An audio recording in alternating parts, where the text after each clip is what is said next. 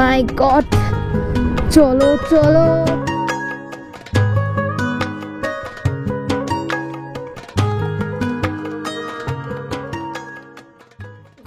Good morning from Guwahati. ঘড়িতে এখন সময় হয়েছে ঠিক 8:12 আর এই মুহূর্তে কিন্তু আমি একদম ব্যাগ প্যাক করে রেডি হয়ে গেছি, জাস্ট বেরিয়ে পড়ছি মেঘালয়ের উদ্দেশ্যে। একদমই চলে এসেছি মোটো ব্লগিং সেটআপে। আর আজ কিন্তু আমার কলকাতা মেঘালয়ের একদমই চলছে এপিসোড 3 আর আমারও কিন্তু চলছে ডে 3। দুদিনে কিন্তু মোটামুটি বলতে পারো 1100 কিলোমিটারের কাছাকাছি আমি বাইক রাইড করেছি, আর যেটা একদম সেই লেভেলের বাইক রাইড ছিল। তো তোমরা যারা আগের ব্লগটা দেখোনি তাদেরকে বলবো, আগে অলরেডি দুটো ব্লগ আপলোড হয়ে গেছে, তো সেগুলো তোমরা একটু দেখে নাও, তাহলে তোমরা আজকে ব্লগটার সাথে ভালোভাবে কানেক্ট করতে পারবে। এখান থেকে আছে শিলং এর ডিস্টেন্স 92 কিলোমিটার দূরে, শিলচর আছে 295 কিলোমিটার দূরে। এই মুহূর্তে আমি একদমই আছি ভগদত্ত উদ্বন সেতুতে। এটা অত্যন্ত কালারফুল, অত্যন্ত সুন্দর একটা ব্রিজ। এরকম সুন্দর সুন্দর আরো অনেক কিছু দেখতে দেখতে আজকের গন্তব্যের দিকে এগোবো। মানে কাল রাতে যখন আমি গুয়াহাটি ঢুকছিলাম তখন কিন্তু পাহাড়ির ভিউগুলো তোমাদেরকে দেখানোর চেষ্টা করছিলাম, বাট যেহেতু সন্ধ্যা হয়ে গেছিলো বা রাত হয়ে গেছিলো তাই জন্য ঠিকঠাকভাবে ভিজিবিলিটিটা ছিল না, বাট দিনের আলোয় পাহাড়ের ভিউটা সেই সুন্দর লাগছে। দেখো, মেঘালয় কিন্তু আমার কাছে একটা বলতে পারো ড্রিম লোকেশন। এতদিন ধরে যে সমস্ত ভিডিওগুলো আমি ফোনে দেখেছি সেগুলোকে চোখের সামনে দেখতে চলেছি, মানে অনুভূতিটা হয়তো ভাষায় প্রকাশ করতে পারছি না। বাট এটা যেহেতু আমার ফার্স্ট জার্নি মেঘালয়, তোমরা যারা প্রথমবার মেঘালয় ট্রিপ করেছিলে তারা মেবি আমার আজকের ফিলিংসটাকে একটু হলেও রিলেট করতে পারবে। গুয়াহাটিটা যেটা দেখছে সেটা কিন্তু অত্যন্ত একটা জনবহুলপূর্ণ একটা এলাকা। গুয়াহাটি একটা সিটির মধ্যে পড়ে যাচ্ছে। এখানে কিন্তু জ্যামজটের সাথে সাথে রোদ্দুরের তেজটাও ভালো রকমেরই আছে। এদিকে কিন্তু বড় বড় বাথটব বিক্রি হচ্ছে। এই প্লেস থেকে কিন্তু পাহাড়ে ওঠা শুরু হয়ে গেছে, মানে কার্ভ রাস্তাগুলো কিন্তু এখান থেকেই শুরু। আর গত 4-5টা পাহাড়ে রাইড করে আমার কিন্তু পাহাড়ে ওঠা নামার টেকনিকগুলো ভালোই মুখস্থ হয়ে গেছে, তার সাথে বেশ ভালোবাসাও জড়িয়ে গেছে। প্রথম যখন দার্জিলিং ট্যুর করেছিলাম তখন খুব ভয় লাগলেও এখন এগুলোকে ভীষণ এনজয় করি আমি। কারণ বস, পাহাড়ে রাইড করতে গেলে এরকম উঁচু নিচু এগুলো তোমাকে উঠতে হবে, আর এগুলো থেকে ভয় পেলে চলবে না, থেমে গেলে চলবে না। কারণ যত কঠিন রাস্তা, সামনে ভিউ বা সামনে ডেস্টিনেশনটা ঠিক ততটাই কিন্তু সুন্দর হয়। এই রাস্তাটা স্ট্রেট কিন্তু একদম বেরিয়ে যাচ্ছে রাজস্থানের দিকেও। এখান থেকে জাস্ট পাহাড়টাকে দেখো, পুরো লাল কালারের হয়ে রয়েছে, তার উপরে গাছপালা জন্মেছে। What a scenic beauty! ভাই ভাই, সবই তো শুরু। এখনো যত পথ এগোবো, যত শিলংয়ের দিকে এগোবো, তত এরকম সুন্দর সুন্দর ভিউ কিন্তু আমরা দেখতে পাবো। হ্যাঁ, তোমরা তো কম বেশি জানোই, সবাই আশা করছি সবাই জানো যে আমাদের মেঘালয়ের রাজধানী কিন্তু শিলং। আর সেই শিলংয়েই কিন্তু যাচ্ছি একদম সেন্টার পয়েন্ট পুলিশ বাজারে কিন্তু আজকে আমি যাচ্ছি। আর আজকে বেশ কিছু সাইট সিন আমি করবো, বলতে পারো মেঘালয়কে এক্সপ্লোর করতে চলেছি। তবে হ্যাঁ, মেঘালয়কে এক্সপ্লোর করা একটা ভিডিওর দ্বারা কখনোই সম্ভব নয়, বা একদিনে কখনোই সম্ভব নয়, তার জন্য 2 দিন লেগে যাবে। তবে হ্যাঁ, আজকে কিন্তু শিলংয়ের লোকাল সাইট সিন আমি কভার করতে চলেছি। মেঘালয় শিলং থেকে এখনো পর্যন্ত কিন্তু আমি 60 কিলোমিটার দূরে আছি, আর জাস্ট এরকম একটা ভিউ কিন্তু আমি দেখতে দেখতে সামনে এগোচ্ছি। দেখো, মেঘালয়ের ভিউ নিয়ে যত বলবো ততই কম হয়ে যাবে। নামের অর্থটাই হচ্ছে মেঘেদের আবাসস্থল, বা যেখানে মেঘেরা থাকে। তো সেই প্লেসে যখন যাচ্ছি ভিউটা এরকম হওয়াটাই স্বাভাবিক। যে কিনা সুপারি গাছ আমি প্রচুর দেখতে পাচ্ছি। দেখো, এই সাইডে আবার কলা গাছ আছে, মানে পাহাড়ের ওপরে ওপরে সুপারি গাছ চাষের মতো করে একদম হয়ে আছে। সেই লম্বা লম্বা সুপারি গাছ দেখতেও বেশ ভালো লাগছে।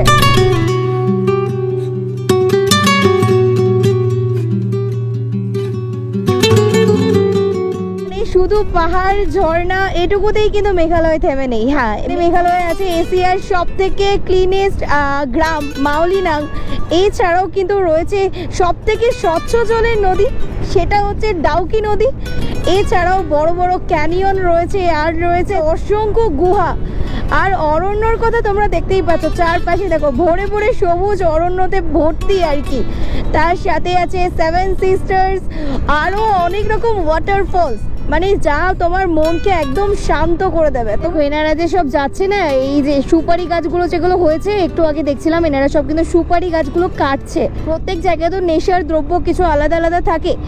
আমি গুয়াহাটি থেকেই শিলংয়ের রাস্তা, এখানে সব জায়গাতে দেখছি মানুষ ভীষণ পরিমাণে আর কি ওই গুটকা তামাক এইসব জাতীয় কিছু খায়। তো সুপারির চলটাও এখানে কিন্তু সেই লেভেলের আছে। যত কিন্তু মেঘালয়ের দিকে মানে শিলংয়ের দিকে এগোচ্ছি তত কিন্তু ওয়েদারটা চেঞ্জ হয়ে যাচ্ছে।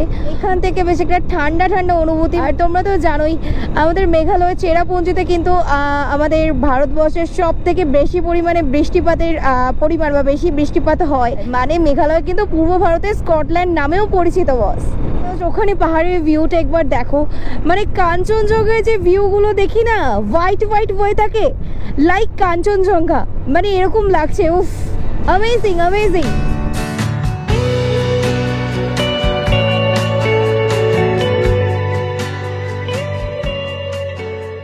মেঘালয়ের একটা গাড়ি চোখে পড়ে গেছে, দেখো এই যে গাড়িটা, এই নাম্বার প্লেট কিন্তু ML দিয়ে শুরু হচ্ছে।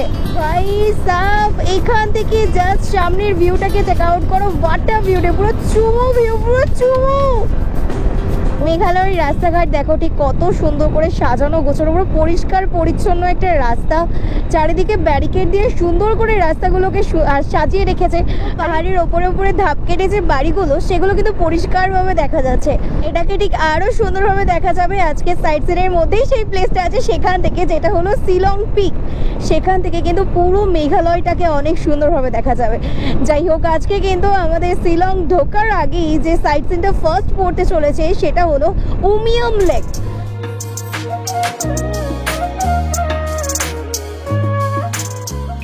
যেতে যেতে তোমাদেরকে একটা কথা শেয়ার করি, যেটা না বললে হয়তো আজকে এই ট্যুরটা আমার কাছে সাকসেসফুলি হবে না কখনো।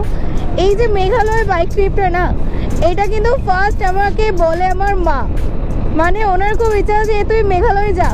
আগে তো শুধু মা বেরোনোর সময় দাঁড়িয়ে থাকতো, বাট এখন বাবাও বেরোনোর সময় দাঁড়িয়ে থাকে, সেটা দুটো হোক তিনটে হোক হোয়াট এভার। তো আমি খুবই সাপোর্টিভ বাবা মাও পেয়েছি। তো মা এই জায়গাটা আমাকে চুজ করে দেওয়ার জন্য অনেক ধন্যবাদ। তুমি এভাবেই আমাকে পাশে থেকেও আমার সাহস জুগিও, কারণ আমার জীবনে চলার পথে সব থেকে বড় সাহস যদি কিছু হয়ে থাকে যেটা থেকে আমি পাই সেটা হচ্ছে আমার মা। হঠাৎ করেই কিন্তু জাস্ট এরকম বৃষ্টি শুরু হয়ে গেছে, যেটা তোমাদেরকে বলেছিলাম যে আমাদের মেঘালয় কিন্তু ভারতবর্ষের মধ্যে সব থেকে বেশি পরিমাণে বৃষ্টি হয়, ঠিক তেমনটাই কিন্তু দেখতে পাচ্ছ। মানে অসম্ভব ভালো লাগছে, অসম্ভব ভালো লাগার কাজ করছে। তবে হ্যাঁ, একটাই আফসোস যে আমার তো জুতোর জন্য কোনো রেইন প্রোটেক্টর নেই, আমার পাটা না পুরো ভিজে যাবে। বাট স্টিল এই যে বৃষ্টির মধ্যে পাহাড়ের রাইড আলাদাই একটা মানে মজা এনে দিচ্ছে, আলাদাই একটা থ্রিল এনে দিচ্ছে রাইডের মধ্যে। আর চারপাশের গাছপালাগুলোকে দেখো, বৃষ্টির জন্য কিন্তু আরো বেশি যেন তাদের কালারগুলো ফুটে ফুটে উঠেছে। রাস্তায় জাস্ট জল জমে গেছে দেখো, বাপ রে, এদের পাশাপাশি গেলে আমি ভিজে যাব।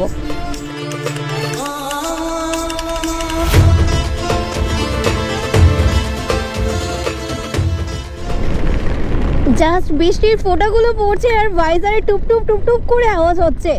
Just feel the sound.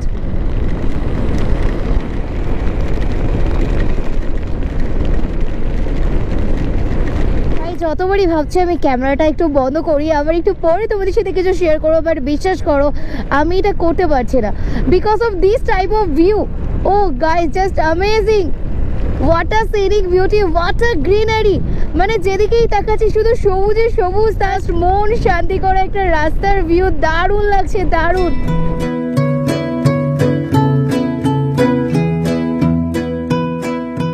আকাশের ওই ওপর দিয়ে দেখো ধোঁয়া ধোঁয়া হয়ে রয়েছে, এগুলো কিন্তু কুয়াশা নয় বস, মেঘালয় ঢুকছে, এগুলো সবই কিন্তু মেঘ। দেখো উমিয়াম এখান থেকে 8 কিলোমিটার দূরে আর শিলং 27 কিলোমিটার দূরে। কি আবার ভাই সাব, কি লাগছে দেখো পাহাড়টাকে। এখন কিন্তু পাহাড়ে যেন অনেকটা কাছে চলে এসেছি, একদম পাহাড়ের ওপর থেকে এতটা পথ এসে জাস্ট এরকম ঠিক একটা সিনারিও কিন্তু নোটিস করা যাচ্ছে। Just outstanding. দেখো এয়ারপোর্ট 12 কিলোমিটার, যাওয়াই আছে 80 কিলোমিটার, শিলচর 232 কিলোমিটার। এই যে পাহাড়টা আছে, পাহাড়ের নিচে যে লেক, ওটাই কিন্তু উমিয়াম লেক। তো চলো একদমই কিন্তু উমিয়াম লেকের কাছে যাবো এবার। এখানকার রাস্তাগুলো কিন্তু পুরো তুখর রাস্তা বস, ব্রিজের তলা থেকে কিন্তু উমিয়াম লেকে যেতে হবে। এই হচ্ছে আমার পক্ষীরাজ, আর এদিকে হচ্ছে just Umiam lake. Just Umiam লেকের ভিউটাকে একবার চেক আউট করো, কি সুন্দর লাগছে। উমিয়াম লেক কিন্তু একমাত্র বর্ষার সময় আসলেই এরকম জল ভর্তি পাবে লেকে, আদারওয়াইজ শীতকালের দিকে আসলে বা অন্য সিজন টাইমে আসলে কিন্তু এতটাও জল পাবে না, জাস্ট বর্ষার কারণে কিন্তু এতটা সুন্দর লাগছে। যেটা তোমাদেরকে বলেছিলাম যে পাহাড়ি জায়গায় ঘুরতে এলে বর্ষার সময় তার মাধুর্য, তার সৌন্দর্য কিন্তু দ্বিগুণ মাত্রায় বেড়ে যায়। উমিয়াম লেক কিন্তু বারাপানি নামেও পরিচিত। উমিয়াম লেক কিন্তু আমাদের মেঘালয়ের মধ্যে সব থেকে বড় লেক, তবে এই উমিয়াম লেক কিন্তু কৃত্রিমভাবে তৈরি করা হয়েছে। এখানে যে নদীটা উমিয়াম রিভার, সেই নদীর ওপর ড্যাম তৈরি করার জন্যই কিন্তু এই যে উমিয়াম লেকটা দেখছো এটা সৃষ্টি হয়েছে। আর এটা অলমোস্ট বলতে পারো 225 বর্গ কিলোমিটার এলাকা জুড়ে কিন্তু বিস্তৃত। দেখতেই পাচ্ছ, যার লুকসটা তো জাস্ট সেরা সেরা। আর এই সুন্দর জল, সুন্দর ভিউর জন্য প্রত্যেকটা পর্যটকের কিন্তু মন কিনেছে এই উমিয়াম লেক।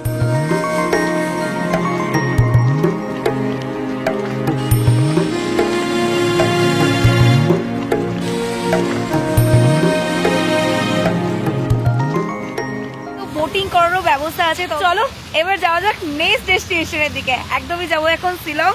শিলংয়ে গিয়ে ওখানকার মেন যে সেন্টার পয়েন্ট পুলিশ বাজার, সেখানটায় যাবো, দেন বাকি ভিউ পয়েন্টের দিকে এগোবো। জাস্ট উমিয়াম লেকের সাইড সিনটা দেখি। এখানে দেখলাম মোমো পাওয়া যাচ্ছে। পাহাড়ি এলাকার মোমো কিন্তু আলাদাই টেস্ট হয়। একদম গরম গরম মোমো নিয়েছি, দেখতে পাচ্ছ 5 পিস আছে, দাম নিয়েছে 80 টাকা। তার সাথে যে চাটনি, পাহাড়ি এলাকার না এই যে মোমোর সাথে চাটনিটা দেয় সেটা জাস্ট ওয়াও। স্যুপটাকে খুব মিস করি। উমিয়াম লেক থেকে বেরিয়ে শিলং এর পথে এগোচ্ছি, আর হঠাৎ করেই দেখো আকাশে বৃষ্টির বদলে মেঘের বদলে চলে এসেছে সূর্যি মামা। সূর্যি মামা কিন্তু তার হিট দিচ্ছে, দারুণ লাগছে। ওয়েদারটা জাস্ট নিমিষের মধ্যে যেন চেঞ্জ হয়ে যাচ্ছে। এই জায়গাগুলোয় প্রচন্ড লোকালিটি দেখতে পাচ্ছি। অবশ্য আমি এখন শিলং পুলিশ বাজার থেকে কিন্তু 4.5 কিলোমিটার দূরে আছি। ভালোই জ্যাম আছে কিন্তু, আর এখন অলরেডি শিলংয়ের মধ্যেই আছি। এই জায়গাগুলো কিন্তু সবসময়ের জন্য তোমরা ইঞ্জিন ব্রেকিং করে নামবে, একদমই কিন্তু ব্রেক করবে না। এখান থেকে পুলিশ বাজারের ডিস্টেন্স দেখাচ্ছে 1.9 kilometre. Welcome to Shillong cantonment. क्या बात! একদম লেফটে আছে কিন্তু শিলচর, আর রাইটে আছে সোরা। রাস্তার পাশে পাশে এগুলোই দেখো কত সুন্দর করে ড্রয়িং করা আছে, দেখেও সুন্দর লাগছে। আর নিচে নামার সময় জাস্ট এইরকম একটা view, oh my god, what a view, what a view. পাহাড়ের ওপরের বাড়িঘরটা মানে দেখে মনে হচ্ছে যেন কোনো ড্রয়িং করে রেখেছে কেউ।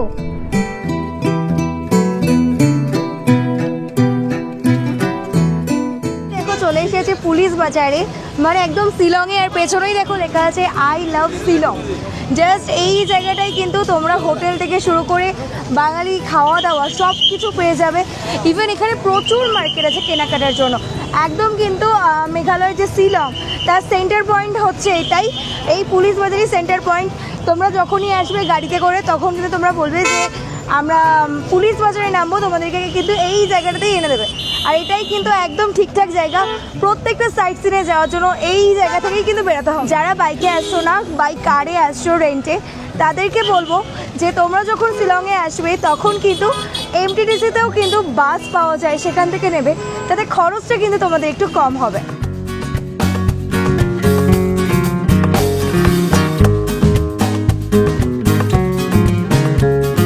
শিলংয়ের পুলিশ বাজারে এই যে মার্কেট, এটা কিন্তু অনেকটা আমাদের কলকাতার ধর্মতলা নিউ মার্কেটের মতো।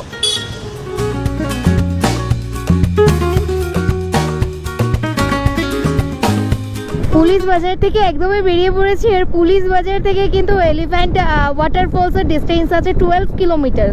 বাট বিশ্বাস করো গাইস, পুলিশ বাজারের জ্যাম কাটিয়ে উঠতে উঠতে জীবন পুরো কয়লা হয়ে যাচ্ছিল। তারপরে কিছু এরকম সুন্দর সুন্দর ভিউ দেখতে পাচ্ছি, যে এরকম পাহাড়ের গা ধরে যাচ্ছি, আর তার সাথে ঠান্ডা ফুরফুরে হাওয়া মনটাকে আবার তরতাজা করে দিচ্ছে। এখানে আবার দেখো এক্ষুনি বৃষ্টি হয়েছে, রাস্তা পুরো ভিজে ভিজে অবস্থা। এবারে রাস্তাটা এখনো তৈরি হয়নি, কাজকর্ম চলছে আর কি, খুব তাড়াতাড়ি হয়ে যাবে আশা করা যায়। এখান থেকে কিন্তু পাইন গাছের দেখা পেয়ে গেছি, সুন্দর করে কিন্তু পাইন গাছগুলো এখানে পর পর লাইন দিয়ে দাঁড়িয়ে রয়েছে। দেখে যেন মনে হয়েছে কেউ ভাই এগুলো ছবির মতো করে জাস্ট পুট করে দিয়ে চলে গেছে। সুন্দর সুন্দর এ হাসিনা বাড়ি সুন্দর সুন্দর।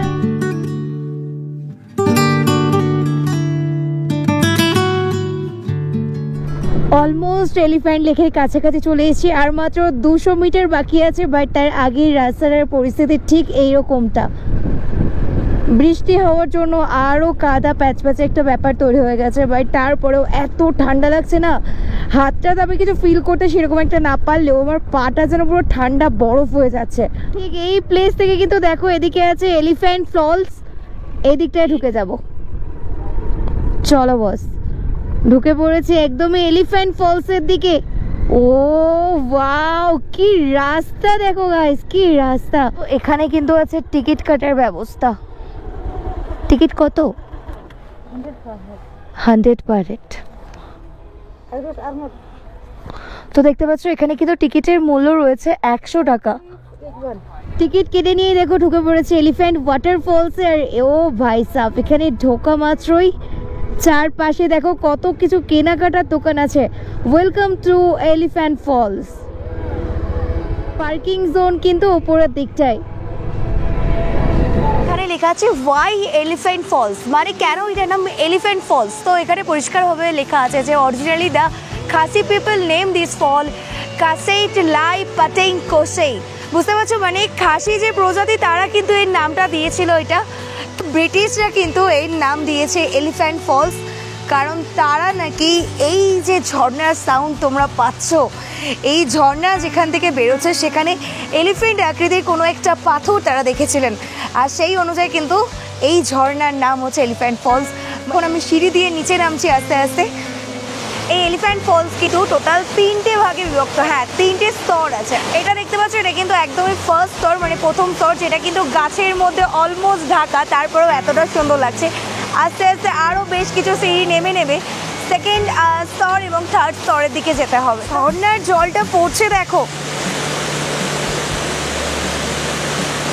এখানে ড্রেস পরে ফটো তোলাও যায়, কারো ব্যবস্থা আছে, তোমরা কিন্তু এখানে এসে এরকম ড্রেস ট্রেস পরে ফটো তুলতে পারো এলিফ্যান্ট ফলসে। कितना करके है? सब नींबू मसाला। अच्छा, प्राइस कितना है? 20 रुपया, 20 only।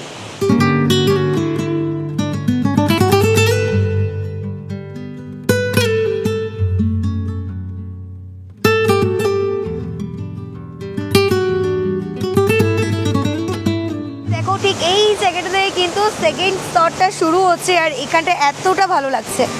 আর এর পরে পড়বে থার্ড স্তর, যেটা আরেকটু নিচে। আর এখানে এই যে বাস্কেটগুলো দেখছো, এগুলো কিন্তু ডাস্টবিন। তো দেখতেই পাচ্ছ একদমই কিন্তু চলে এসেছি এলিফ্যান্ট ফলসের থার্ড স্তরে। আর যেখান থেকে ঠিক এতটা সুন্দরভাবে দেখো এই যে ঝর্ণাটা পড়ছে, ঝর্ণার জলের রং কিন্তু পুরোই দুধ, মানে এতটাই সাদা যে পুরো দুধের মতো কালার আছে, আর যেটা দেখতে অপূর্ব সুন্দর। তো তোমরা যখন কিন্তু শিলংয়ে আসবে এই জায়গাটায় মাস্ট ভিজিট করো।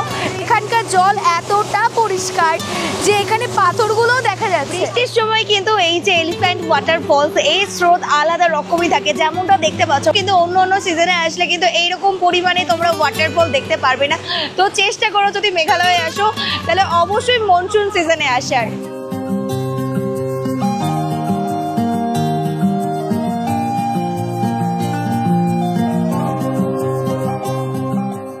একদমই কিন্তু এলিফ্যান্ট ওয়াটারফলস থেকে বেরিয়ে রওনা দিয়ে দিয়েছি চেরাপুঞ্জির দিকে। আর চারিদিকের পাহাড়টা সবুজে সবুজ, কি দারুণ ওয়েদার, আর তার সাথে এত সুন্দর ভিউ। এদিকে রাস্তাটা একটু অফরোডিং, বাট সেটা অ্যাডজাস্ট করে নিয়েছি শুধুমাত্র এই সুন্দর ভিউটাকে পাওয়ার জন্য। তো পাহাড়ের ধাপ কেটে কেটে চাষ টাস হচ্ছে, রাস্তা দুই পারেই আছে, অসম্ভব সুন্দর লাগছে। পাহাড়গুলো দেখো, মানে মাঝখান থেকে শুধু কাজবাজ করা হয়েছে।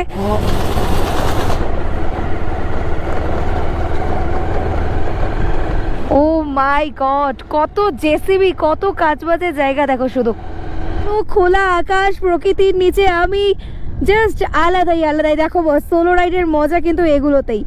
কোথাও কোনো বাধা ধরা নেই, তুমি একদম খোলা আকাশে উঠে পড়ো, পাখির মতো লাইফ লিড করতে পারো। কোটি টাকা দিলেও এইসব ভিউ কেনা যাবে না বস, কোটি টাকা দিলেও যাবে না। তার জন্য কি করতে হবে? বাইক স্টার্ট দিতে হবে আর বেরিয়ে পড়তে হবে। আর কি চাই? একটাই জীবন, টাকা পয়সা অনেক আসবে যাবে, তবে জীবনে এমন কিছু স্মৃতি রেখে দাও যাতে জীবনের শেষ পাতায় বা শেষ পর্যায়ে গিয়ে সেগুলো দেখতে পারো, আর তখন নিজের মনে নিজে একটা মুচকি হেসে বলতে পারো, না জীবনে আমি অনেক কিছুই করেছি। তেমন কোনো জায়গা নেই যে সেরকমভাবে বাদ চলে গেছে বলে আফসোস আছে।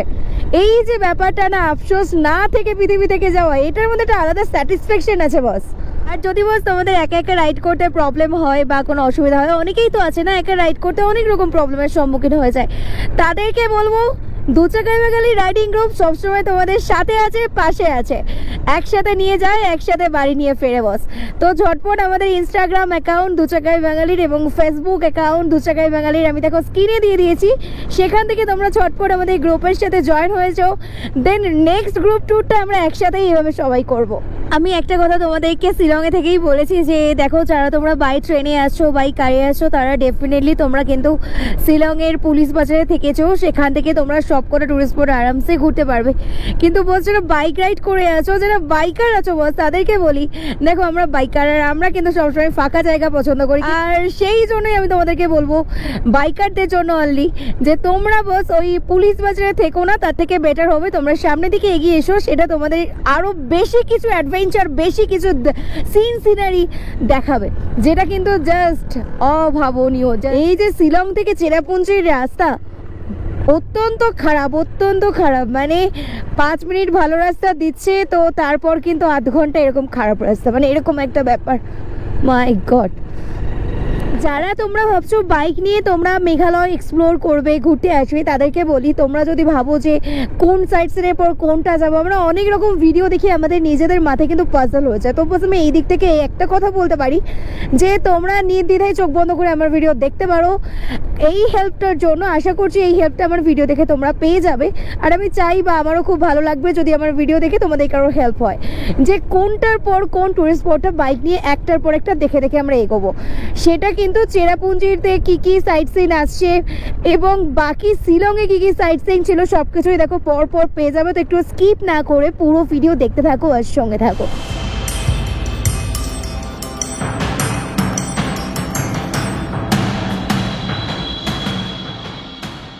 সামনে এই রাস্তাতে এরকম ভাবে আটকে গেছি আমি।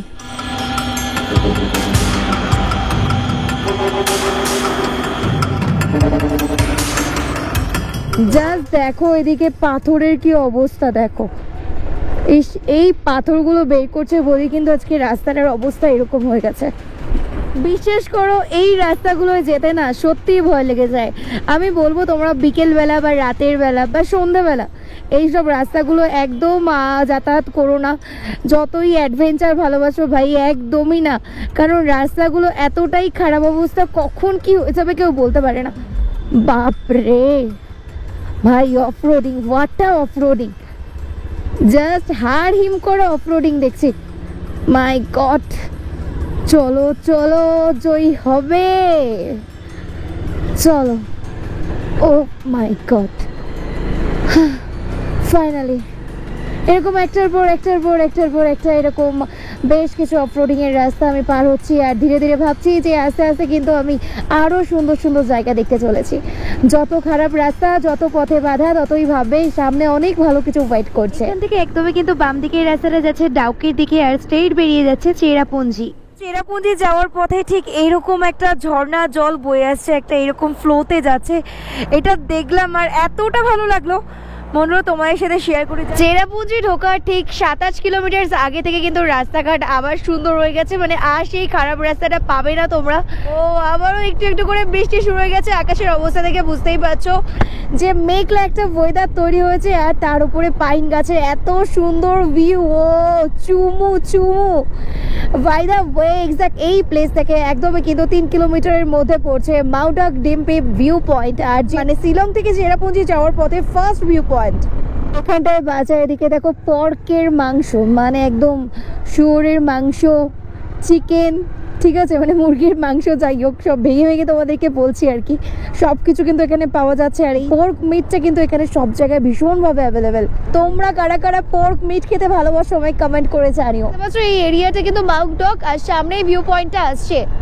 এই এরিয়াতে কিন্তু প্রচুর হোমস্টে আছে, ঠিক আছে, তোমরা যদি মনে করো যে এখানে থেকে যাবে তাহলে কিন্তু থাকতেও পারো। অলরেডি ঘড়িতে বিকেল 5:30 বাজে, আর কিছুক্ষণের মধ্যেই অন্ধকার নেমে আসবে, তো আমিও ভাবছি এখানেই কোনো হোমস্টে নিয়ে নেব।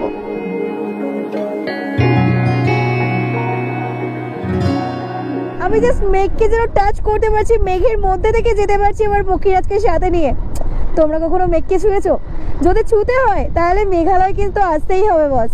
মেঘ ভেসে ভেসে বেড়াচ্ছে, এই জায়গায় আর কিছু দেখা যাচ্ছে না।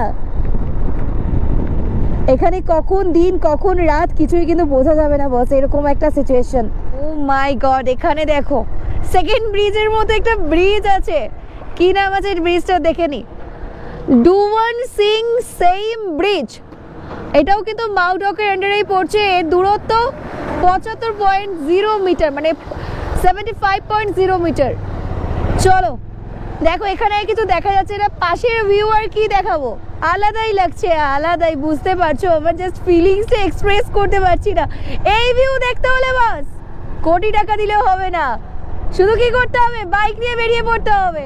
এটাই কিন্তু ছিল মাউডক ডিম্পি ভিউ পয়েন্ট, বাট দেখো কিচ্ছু দেখা যাচ্ছে না।